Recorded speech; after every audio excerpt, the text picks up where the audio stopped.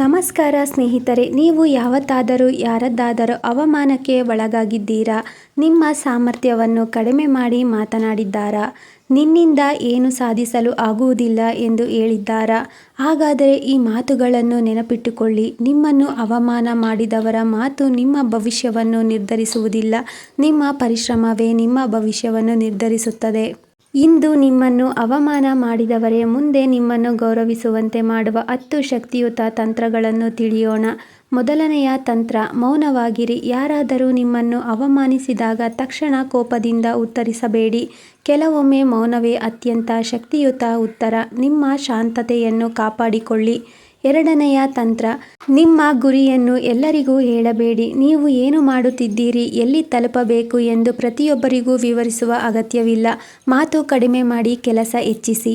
ಮೂರನೆಯ ತಂತ್ರ, ನಿಮ್ಮ ಮೇಲೆ ನಂಬಿಕೆ ಇಡಿ. ಇತರರು ನಿಮ್ಮನ್ನು ನಂಬದಿದ್ದರೂ ಪರವಾಗಿಲ್ಲ, ಆದರೆ ನೀವು ನಿಮ್ಮನ್ನೇ ನಂಬುವುದನ್ನು ಮಾತ್ರ ನಿಲ್ಲಿಸಬೇಡಿ.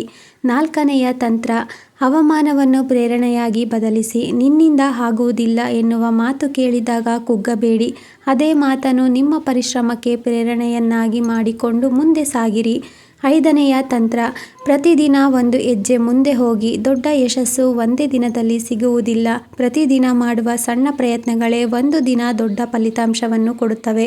ಆರನೆಯ ತಂತ್ರ, ವಾದ ಮಾಡುವುದನ್ನು ನಿಲ್ಲಿಸಿ. ನಿಮ್ಮನ್ನು ಅರ್ಥ ಮಾಡಿಕೊಳ್ಳಲು ಇಷ್ಟಪಡದವರ ಜೊತೆ ಪದೇ ಪದೇ ವಾದ ಮಾಡುವುದರಿಂದ ನಿಮ್ಮ ಸಮಯ ಮತ್ತು ಶಕ್ತಿ ಎರಡೂ ವ್ಯರ್ಥವಾಗುತ್ತದೆ.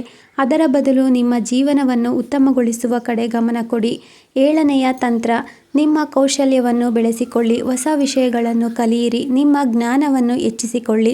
ನಿಮ್ಮ ಸಾಮರ್ಥ್ಯವನ್ನು ಪ್ರತಿದಿನ ಅಭಿವೃದ್ಧಿಪಡಿಸಿಕೊಳ್ಳಿ. ನೀವು ಬೆಳೆಯುತ್ತಿದ್ದಂತೆ ಇತರರ ಅಭಿಪ್ರಾಯ ನಿಮಗೆ ಕಡಿಮೆ ಮುಖ್ಯವಾಗುತ್ತದೆ. ಎಂಟನೆಯ ತಂತ್ರ, ಮೌನವಾಗಿ ಯಶಸ್ಸನ್ನು ನಿರ್ಮಿಸಿ. ನಿಮ್ಮ ಪ್ರತಿಯೊಂದು ಹೆಜ್ಜೆಯನ್ನು ಜಗತ್ತಿಗೆ ತೋರಿಸಬೇಕಾಗಿಲ್ಲ. ಶಾಂತವಾಗಿ ಕೆಲಸ ಮಾಡಿ. ಒಂದು ದಿನ ನಿಮ್ಮ ಫಲಿತಾಂಶವೇ ನಿಮ್ಮ ಪರವಾಗಿ ಮಾತನಾಡುತ್ತದೆ. ಒಂಬತ್ತನೆಯ ತಂತ್ರ, ನಿಮ್ಮನ್ನು ಗೌರವಿಸುವ ಜನರ ಜೊತೆ ಇರಿ. ನಿಮ್ಮನ್ನು ನಿರಂತರವಾಗಿ ಕೆಳಗಿಳಿಸುವ ಜನರ ಮಾತುಗಳನ್ನು ಮನಸ್ಸಿನಲ್ಲಿ ಇಟ್ಟುಕೊಳ್ಳಬೇಡಿ. ನಿಮ್ಮ ಕನಸುಗಳನ್ನು ಗೌರವಿಸುವ, ನಿಮ್ಮನ್ನು ಪ್ರೋತ್ಸಾಹಿಸುವ ಜನರ ಜೊತೆ ಇರಿ. ಹತ್ತನೆಯ ತಂತ್ರ, ಕ್ಷಮಿಸಿ, ಆದರೆ ಪಾಠವನ್ನು ಮರೆಯಬೇಡಿ. ನಿಮ್ಮನ್ನು ಅವಮಾನ ಮಾಡಿದವರ ಮೇಲೆ ದ್ವೇಷ ಇಟ್ಟುಕೊಂಡು ನಿಮ್ಮ ಮನಸ್ಸನ್ನು ಭಾರ ಮಾಡಿಕೊಳ್ಳಬೇಡಿ. ಅವರನ್ನು ಕ್ಷಮಿಸಿ, ಆದರೆ ಆ ಅನುಭವದಿಂದ ಕಲಿತ ಪಾಠವನ್ನು ಮಾತ್ರ ಮರೆಯಬೇಡಿ. ಸ್ನೇಹಿತರೆ, ಒಂದು ವಿಷಯ ಯಾವಾಗಲೂ ನೆನಪಿರಲಿ. ನಿಮ್ಮನ್ನು ಅವಮಾನ ಮಾಡಿದವರಿಗೆ ಉತ್ತರ ಕೊಡಲು ನಿಮ್ಮ ಜೀವನವನ್ನು ಬದಲಾಯಿಸಬೇಡಿ. ನಿಮ್ಮ ಜೀವನವನ್ನು ಬದಲಾಯಿಸಿಕೊಳ್ಳಿ. ನಿಮ್ಮ ಕನಸುಗಳಿಗಾಗಿ, ನಿಮ್ಮ ಕುಟುಂಬಕ್ಕಾಗಿ, ನಿಮ್ಮ ಭವಿಷ್ಯಕ್ಕಾಗಿ, ಮುಖ್ಯವಾಗಿ ನಿಮ್ಮ ಸಂತೋಷಕ್ಕಾಗಿ. ಇಂದು ನಿಮ್ಮನ್ನು ನೋಡಿ ನಗುವವರು ನಾಳೆ ನಿಮ್ಮ ಯಶಸ್ಸನ್ನು ನೋಡಿ ಆಶ್ಚರ್ಯಪಡಬಹುದು. ಆದರೆ ಅವರ ತಲೆಬಾಗುವಿಕೆಯನ್ನು ಕಾಯಬೇಡಿ.